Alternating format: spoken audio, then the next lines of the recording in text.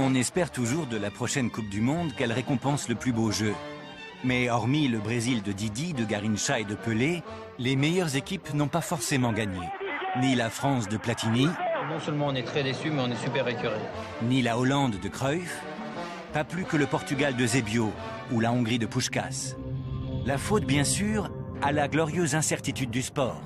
Bien sûr.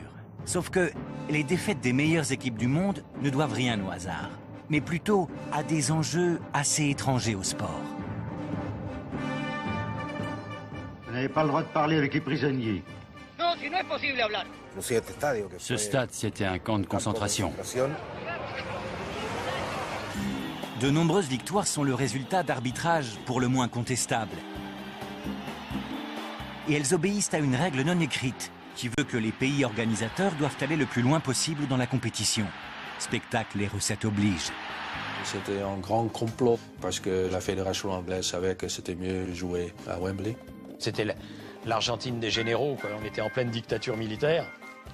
L'Argentine ne pouvait pas être éliminée au premier tour, c'était pas possible. Entre les affaires de la FIFA, Havelange a introduit la culture du crime dans le monde du football. Les mystères et les controverses, les mauvais procès. Le grand Pelé lui-même fut la cible de la presse qui le trouvait fini avant son triomphe de 1970. Les secrets inavouables, parce qu'on trouvait les joueurs trop rebelles ou trop noirs. Le racisme il était très fort chez nous.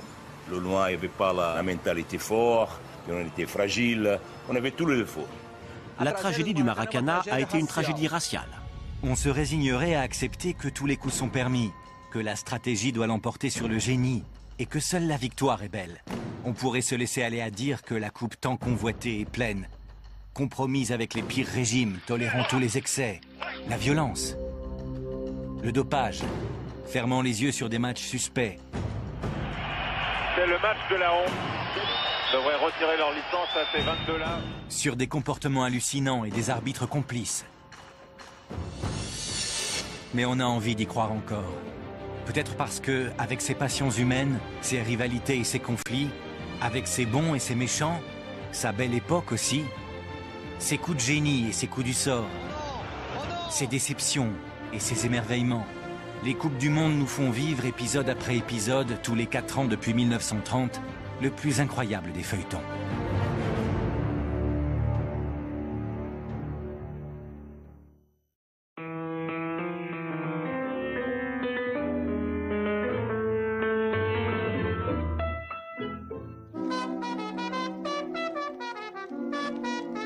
La première Coupe du Monde, ce n'est vraiment pas un cadeau pour le pays qui doit l'organiser. Ça coûte cher, ça ne rapporte pas grand-chose, il n'y a pas de stars, alors les candidats ne se bousculent pas. C'est comme ça que, faute d'avoir pu convaincre les meilleures équipes européennes, surtout les Anglais qui ont décidé de mépriser cette compétition, on va se retrouver en Uruguay pour une Coupe du Monde essentiellement latino-américaine.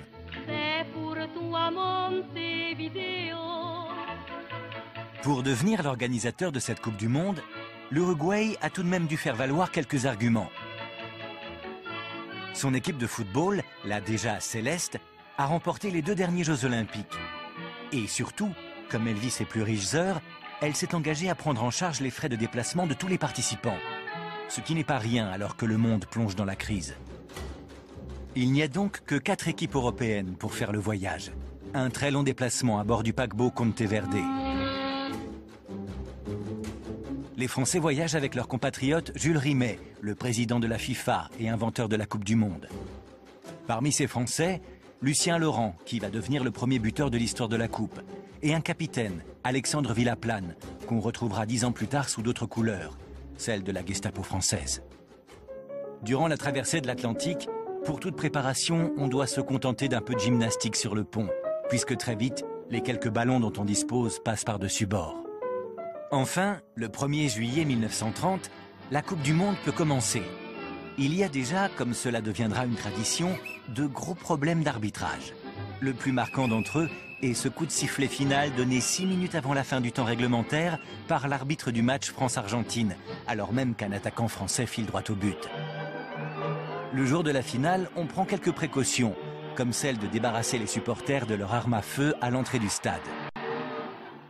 L'Uruguay remporte cette finale, ce qui va provoquer de sérieux troubles en Argentine, au retour des supporters déçus. L'armée intervient, renverse le président et ouvre ainsi une très longue période d'instabilité politique.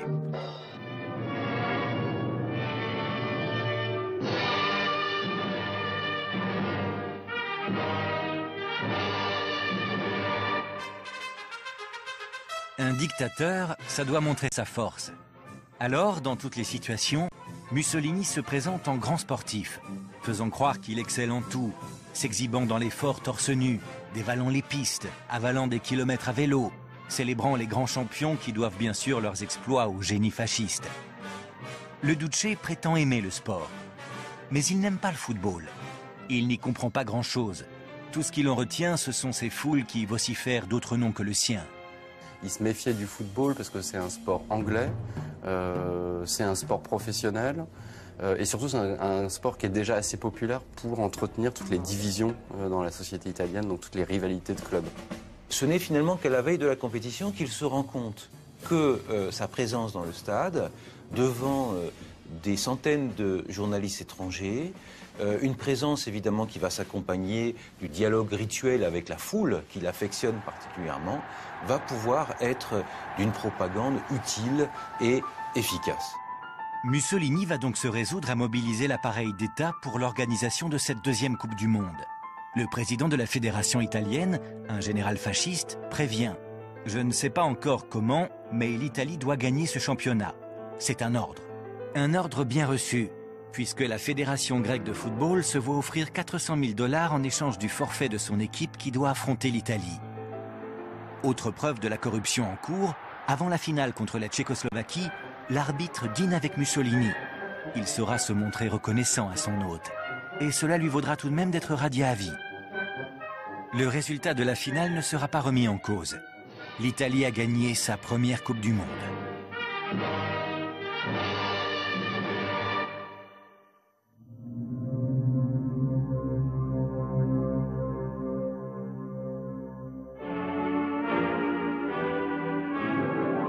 « 1938, le monde est au bord du gouffre et la France, qui organise la Coupe, essaie de croire encore à une compétition censée rapprocher les peuples. Mais la bonne humeur des joueurs français n'impressionne guère les nations venues imposer leur idéologie plus que leur jeu. En ouverture, l'Allemagne rencontre la Suisse. Puisque l'Allemagne nazie a effacé l'Autriche de la carte en l'annexant, elle a également intégré dans son équipe les meilleurs éléments de la grande équipe d'Autriche, la fameuse Wunderteam. Les meilleurs, sauf un, Matthias Sindelar, qui a refusé de jouer sous le maillot frappé de la croix gammée.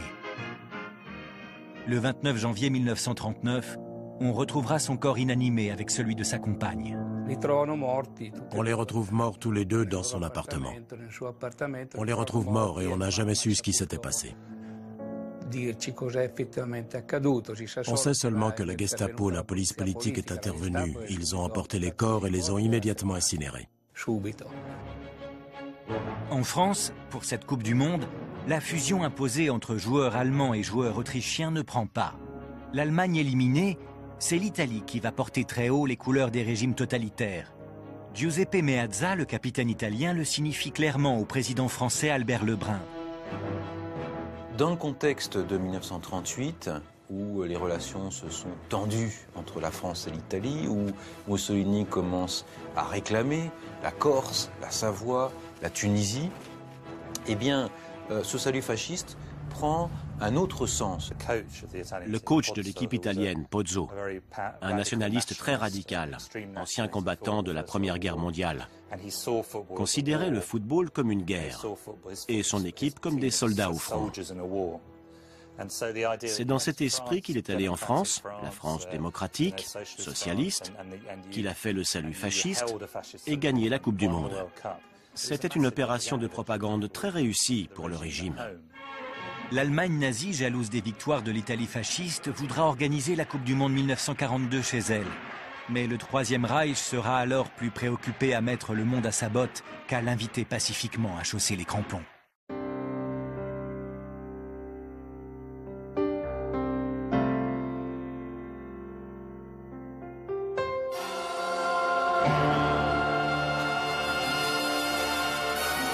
La coupe, qui a passé la guerre cachée dans une boîte à chaussures sous le lit du président de la fédération italienne, est de retour dans le pays qui a tant émerveillé le public français 12 ans auparavant.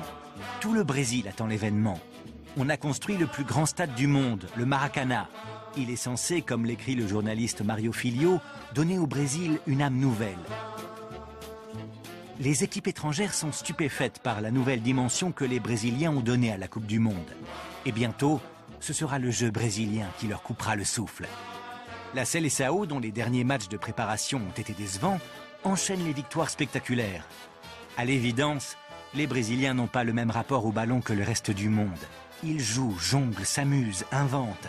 Hormis un faux pas face à la Suisse, ils dominent largement leurs adversaires. Il ne leur manque plus qu'à faire match nul avec l'Uruguay pour devenir champion du monde. Le maire de Rio tient à s'adresser au public du Maracanã avant le début du match.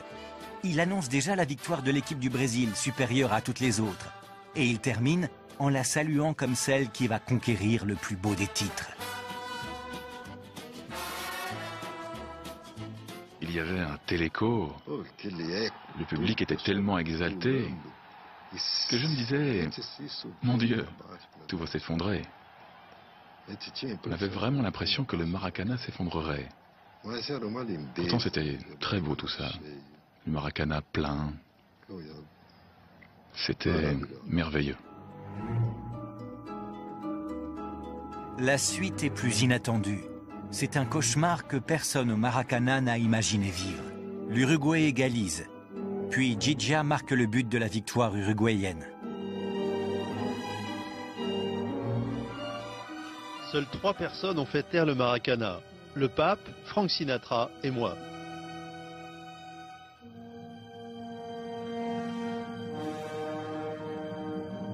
« 200 000 personnes silencieuses dans un stade. On a tous le souvenir de ce moment. Ça a été un vrai traumatisme pour toute la nation. » Jules Rimet, qui s'attendait comme les 120 000 spectateurs à voir triompher le Brésil, est complètement perdu. Il n'y aura pas de remise solennelle du trophée. Il le donne furtivement au capitaine uruguayen dans la plus grande confusion. C'est la première fois finalement qu'une défaite en Coupe du Monde est véritablement vécue comme un drame national. On cherche les responsables de cette défaite. On les trouve vite. Les joueurs noirs de l'équipe. Et en particulier le gardien, Moacir Barbosa. Barbosa, ele était le titulaire, c'est le meilleur gardien brésilien, il peut être le meilleur gardien au monde. Sauf que le match décisif, il a commis un défaut et on a perdu la Coupe du Monde. Je crois qu'il y avait déjà, le racisme il était très fort chez nous. Et c'était vraiment justificatif en disant que si le Loin n'avait pas la mentalité forte pour jouer dans l'équipe nationale, qu'on était fragile, on avait tous les défauts. La tragédie du Maracanã a été une tragédie raciale. Le Brésilien était fier de sa mixité raciale. Et là, soudainement, le racisme ressurgit. Il émerge en 1950 parce qu'on rend les Noirs responsables de cette défaite. Si bien qu'en 1954, notre Seleção est presque exclusivement blanche. Les Noirs ne sont pas convoqués, ou s'ils le sont, c'est à des postes de moindre importance.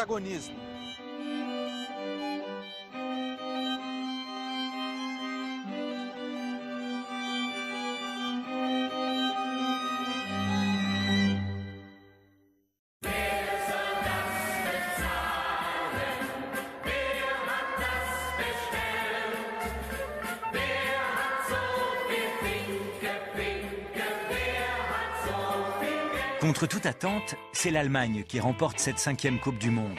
Elle bat en finale la meilleure équipe de l'époque, la Hongrie du génial Puskás, qui depuis des années balaie toutes les formations qui se présentent devant elle. Cette victoire allemande est d'autant plus étonnante que 2 semaines plus tôt, c'est la Hongrie qui l'emportait 8-3 devant cette même équipe d'Allemagne, au premier tour de la compétition. Comment le sélectionneur allemand Sepp Herberger a-t-il pu à ce point renverser la situation ? En mettant en place une stratégie très particulière.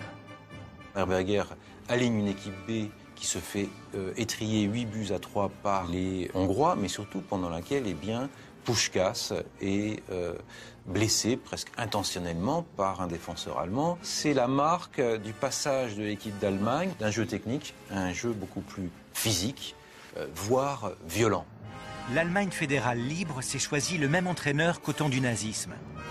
Sepp Herberger, on pourrait dire qu'il est représentatif finalement d'une certaine continuité entre le régime nazi et la République fédérale allemande.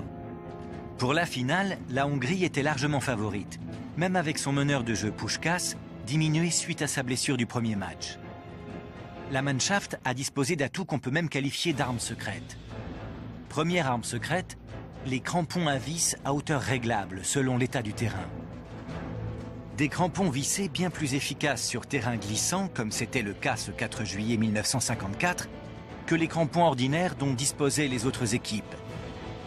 C'est Adi Dassler, le fondateur d'Adidas, qui a inventé ces chaussures qui ont permis à l'équipe allemande non seulement de résister aux assauts hongrois, mais également de mener à bien ses attaques.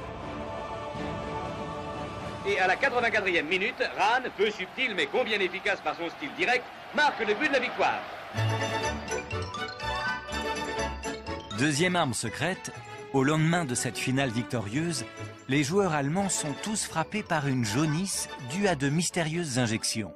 Plusieurs témoignages ont montré que les Allemands étaient sublimés à la pervitine ou au pervitin, qui est une amphétamine allemande. Et cette victoire a aussi des conséquences fâcheuses. Plus de 2 millions de personnes acclament Fritz Walter, le capitaine allemand et ses coéquipiers, tout le long du trajet qui les ramène en Allemagne. Ce n'est pas la victoire de la RFA qui va faire polémique, qui va inquiéter même. Ce sont les paroles d'un temps qu'on voudrait révolu qui échappent au patron du football allemand, Peko Bauens.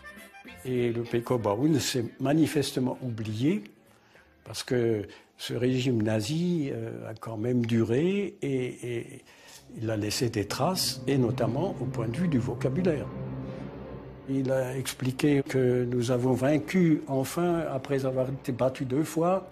Donc ça voulait dire notre vengeance par rapport à la guerre de 14 et par rapport à la guerre de 39-45.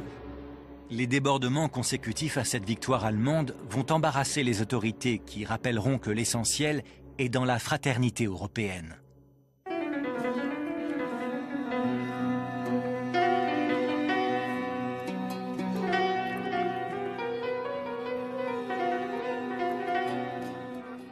En 1958, en Suède, on attend beaucoup de cette Coupe du Monde où l'on doit retrouver la RFA tenante du titre, l'URSS, le Brésil et la France qui aligne dans son équipe 2 joueurs algériens d'exception. Le milieu offensif Rachid Mekloufi et le défenseur central Mustapha Zitouni. Mais 2 mois avant le début de la Coupe du Monde, ces 2 joueurs disparaissent avec d'autres. Dans les clubs, dans la presse, on s'interroge, on s'inquiète, on spécule. Ce sont en fait les responsables du FLN algérien qui, voulant ébranler l'opinion publique française et une presse qui ne parle que d'événements en Algérie et non d'une guerre, ont monté ce qu'on qualifierait aujourd'hui d'opération de com.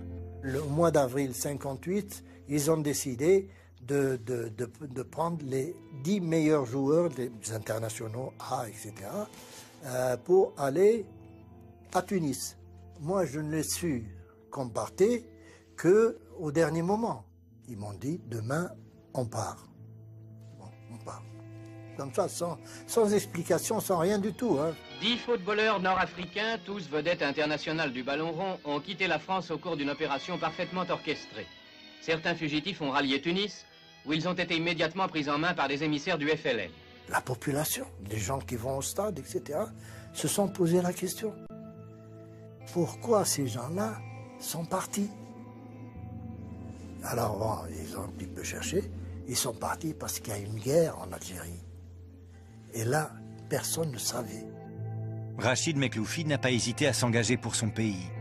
Pour autant, sont-ils tous partis volontairement? Il fallait que je prenne une décision, c'est tout. Ou refuser, ou partir. J'ai choisi la bonne, je pense que j'ai choisi la bonne parce que en refusant, c'était risqué. Et à l'époque, c'était risqué. Qu'est-ce qu'il y aurait pu avoir comme risque? Quelqu'un qui serait venu à la sortie du stade et me descendre comme une bête. Hein. Ils ont renoncé à leur sélection en équipe de France en faisant ça. Ils ont perdu la joie de jouer une Coupe du Monde, hein, parce que c'est pas... Tous les gens ne jouent pas des Coupes du Monde. Zitouni et Mekloufi ne joueront jamais une Coupe du Monde. ni avec la France, ni avec l'Algérie. Leurs camarades de l'équipe de France vont, dans un autre genre, faire également un parcours qui va marquer les esprits lors de cette Coupe du Monde qui commence le 8 juin en Suède. Un joueur en particulier, Just Fontaine, va pour longtemps inscrire son nom dans l'histoire de la compétition. On a terminé meilleure attaque avec 23 buts en 6 matchs. Ça fait à peu près 4 buts de moyenne, quoi.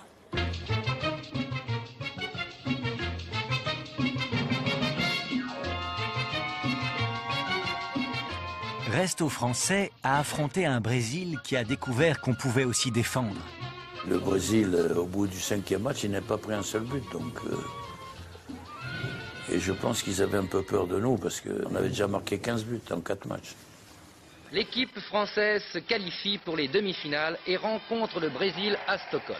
Voici les fameux Brésiliens avec toutes les vedettes, avec Garrincha, l'ailier droit que personne ne peut tenir. Les Français impressionnent d'entrée de jeu et peuvent rivaliser avec les Brésiliens. Copa qui repasse à Fontaine, et Fontaine qui dribble le gardien de but et égalise pour la France.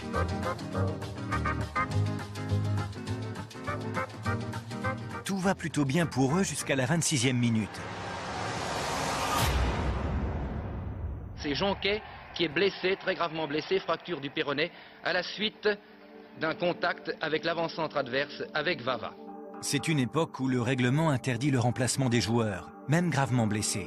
Il est resté sur le terrain parce que de toute façon, pour essayer de rendre service, mais il ne pouvait pas marcher. Il avait une fracture du péroné. Et donc on a joué à 10. À partir de là, les Brésiliens vont enchaîner les buts, avec notamment 3 buts d'un jeune joueur de 17 ans, Pelé. 5e but brésilien marqué par Pelé. C'est évidemment le massacre de l'équipe de France. Il s'en est fallu de peu pour que 2 des plus grands génies du football ne figurent pas parmi les sélectionnés brésiliens. Pelé n'était pas titulaire, il était black. Garrincha Métis pas titulaire. La fédération brésilienne, encore sous le choc de la défaite de 1950, a fait passer des tests aux joueurs. Face à des équipes aux jeux quasi scientifiques et à la discipline militaire comme l'URSS, les responsables de ces tests ont recommandé de laisser au vestiaire le jeune Pelé, 17 ans, jugé immature et manquant de combativité, et Garrincha, dont le QI est considéré comme insuffisant pour résister à la pression d'une grande compétition. Et le unique black qui était titulaire de la sélection, c'était Didi, qui était le meilleur joueur au monde. Et c'est lui qui a commencé avec le chef de la délégation en disant, si on ne met pas les Noirs, Garrincha et Pelé, on ne gagne pas la Coupe du Monde. Il y avait une équipe de jolies faces, des galants, tous ces beaux garçons, tous ces blancs de beaux garçons. Et c'est à partir de là-bas qu'on a vraiment cassé un peu de racisme qu'il y avait dans le football brésilien. Pelé marquera encore 3 buts. La Suède, battue elle aussi, 1 but à 2.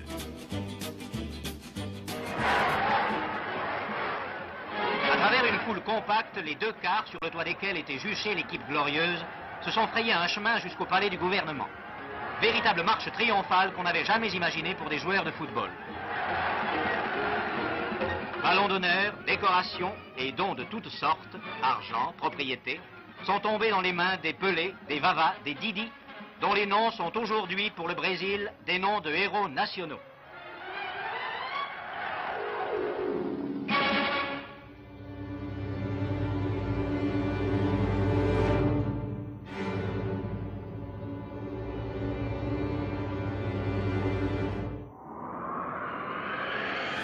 Cette Coupe du Monde au Chili restera dans l'histoire comme la plus violente jamais disputée. Pelé est clairement ciblé par les défenseurs. Il est blessé dès le 2e match de la sélection brésilienne et ne rejouera plus cette année-là. Le match Italie-Chili est si violent qu'on va le baptiser la bataille de Santiago.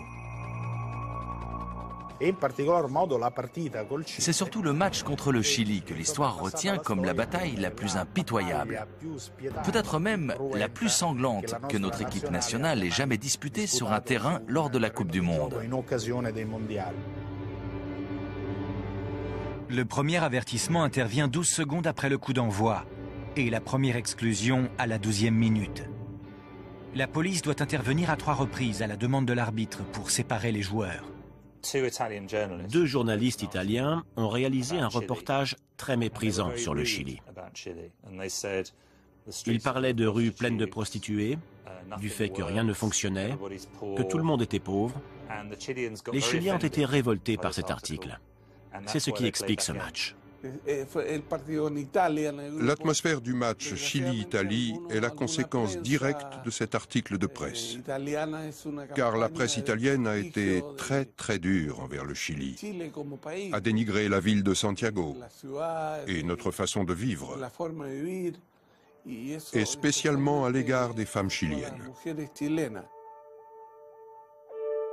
Les journalistes italiens ont-ils oublié que le pays a été victime 18 mois avant le début de la compétition d'un tremblement de terre si violent qu'on a dû par la suite modifier l'échelle de Richter dont il avait dépassé les normes. Un tremblement de terre qui avait détruit immeubles, ponts et stades.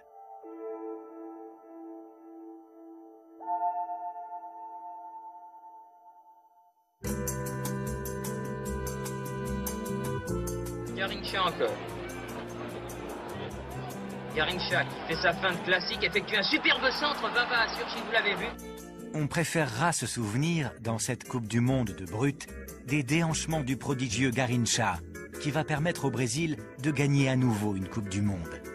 Il est avec Pelé l'un des meilleurs joueurs brésiliens de tous les temps. Au-delà de ses qualités de footballeur, c'est sa personnalité et son destin tragique qui ont fait de lui un joueur légendaire. Sa popularité était telle qu'il était surnommé Alegria do Povo, joie du peuple, ou l'ange aux jambes tordues, du titre d'une poésie de Vinicius de Moraes. Garrincha, c'était la lumière du Brésil. Et même ailleurs, les gens l'aimaient. C'était un exemple de joueur inimitable. Garrincha n'aurait pas dû jouer au football. Aujourd'hui, les responsables de centres de formation renverraient chez lui ce garçon à la colonne vertébrale déformée et aux jambes arquées, dont l'une était plus courte que l'autre de 6 cm. C'est pourtant ce handicap qui le rend imprévisible dans ses dribbles, insaisissable. Très jeune, on lui donne le surnom de Garrincha, un petit oiseau qui préfère mourir plutôt que de se laisser attraper. Adolescent, Garrincha joue dans l'équipe de football de son usine. Pas question encore d'une carrière professionnelle. Son oncle l'emmène voir les recruteurs des plus grands clubs de Rio. Il est refusé à Flamengo, à Vasco da Gama, à Fluminense. Et c'est finalement le club de Botafogo qui va l'accepter dans ses rangs. Il intègre très rapidement l'équipe première, puis la sélection brésilienne, pour disputer comme on l'a en 1958. En 1962, faute de Pelé, le Brésil a pu compter sur Garrincha pour gagner son 2e titre. Mais ce sera pour lui le sommet de sa carrière. Il ne peut plus cacher son alcoolisme. Ses blessures se multiplient. Les années qui suivent annoncent son irrésistible déclin entre blessures, accidents et dépression. Il meurt le 20 janvier 1983 à l'âge de 50 ans, ruiné et abandonné des suites d'une cirrhose. Nem tem forças para obedecer. Quantos sonhos já destruí e deixei escapar das mãos. Seu futuro assim. Não pretendo viver em vão. But my life on my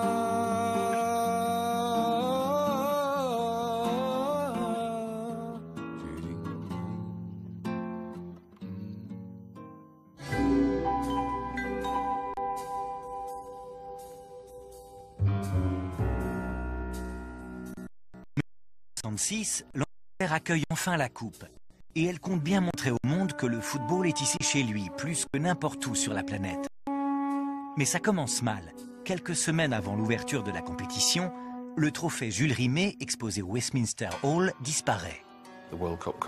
La Coupe du Monde arrive dans le pays du football, l'Angleterre, et elle est volée. Si on ne l'avait jamais retrouvée, ça aurait été une honte nationale.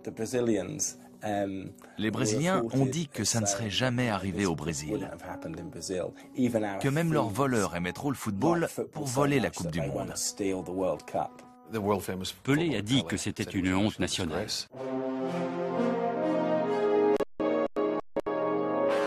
Scotland Yard est mobilisé pour réparer l'affront fait à la patrie du football. Toutes les mesures de sécurité qui étaient censées avoir été prises n'avaient pas été respectées. Il devait y avoir 4 gardes en permanence. Ce n'était pas le cas. La coupe a été volée alors qu'il n'y avait que 2 gardes et qu'ils prenaient leur pause café. Quelqu'un a réussi à entrer, a pris le trophée et est parti avec. Et voilà, la coupe avait disparu. Il semble évident que la Fédération anglaise de football ne pensait pas la récupérer. Le 22 mars, soit 2 jours après le vol, alors qu'on allait prendre la décision de fabriquer une réplique de la coupe, la Fédération a reçu une demande de rançon avec la partie supérieure du trophée, un petit bol qui se détache. Le voleur demandait 15 000 livres, ce qui était une somme énorme en 1966. La Fédération a immédiatement décidé qu'elle ne paierait pas la rançon. La demande disait expressément de ne pas contacter la police. Ils ont contacté la police. Le voleur leur a donné rendez-vous et 2 policiers dans une voiture devaient surveiller la scène à distance.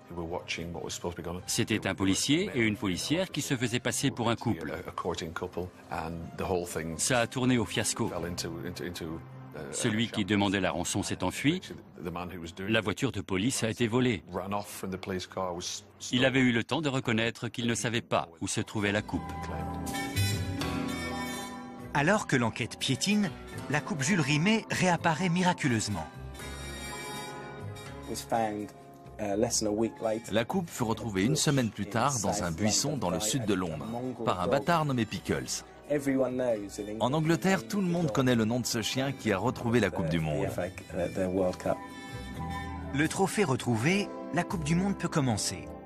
Avec cette compétition en Angleterre, on change d'époque. On entre dans celle de la télévision, avec les premières retransmissions en direct, et dans celle du merchandising. Pour cette Coupe du Monde encore, on s'accommode très bien de jouer entre soi, ou presque, c'est-à-dire entre Européens et Sud-Américains. L'Afrique, qui ne veut plus se contenter du strapontin que lui consent la FIFA, boycotte la compétition.